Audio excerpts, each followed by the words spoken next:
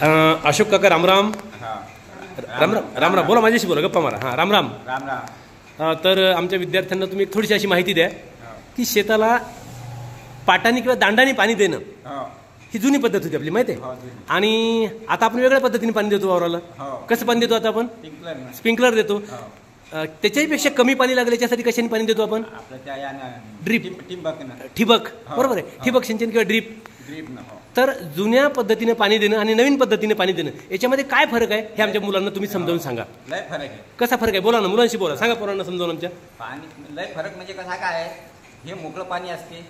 मोकळं पाणी असल्यामुळं जमिनीला जरासा हे होते. आणि हे ठिबकचं पाणी का स्प्रिंकलरचं पाणी हे तात्पुरतं वरच्यावरी बात तर कुठं होऊ शकते.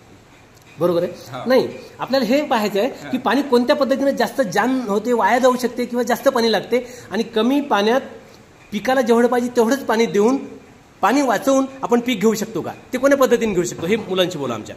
फक्त तो स्प्रिंकलर ना तर ठिबक योजना. स्प्रिंकलर किंवा ठिबकनी कमी पाणी लागतं. हो कमी लागतं. पिकाला जेवढं पाहिजे तेवढं देता येतं. हो. जेव्हा पाहिजे तेव्हा बंद करता येतं. हो. आणि दांडानं खूप पाणी लागते, दांडानं पाणी वाया जाते. हो. बरोबर आहे. हो. तर पाण्याचा फायदा होते. पाणी वाचते. पाणी. आपण जास्त एकर पेरू शकतो. समजा आपल्या विहिरीला पाणी कमी आहे, हो दांडाने पाणी देतो म्हटलं तुम्ही 1 एकर भिजवू शकता. हो. पण स्प्रिंकलर किंवा ठिबकनी म्हटलं तर किती एकरांना तुम्हाला घेता येईल? 3 एकर कमी कमी. बरोबर आहे. हो म्हणजे जिथं एका एकरामध्ये जे काम होतं, हो. पीक आपण घेऊ शकतो, तिथं या पद्धतीचा, नवीन पद्धतीचा वापर केला तर आपल्याला 3 एकर व्हावं. 3 एकर रान आपलं वाढवू हो. शकतो. बरोबर आहे. हो. तर छान तुम्ही आलेत आणि आमच्या मुलांना माहिती दिली. खूप खूप तुमचे आभार. चला राम राम. राम राम.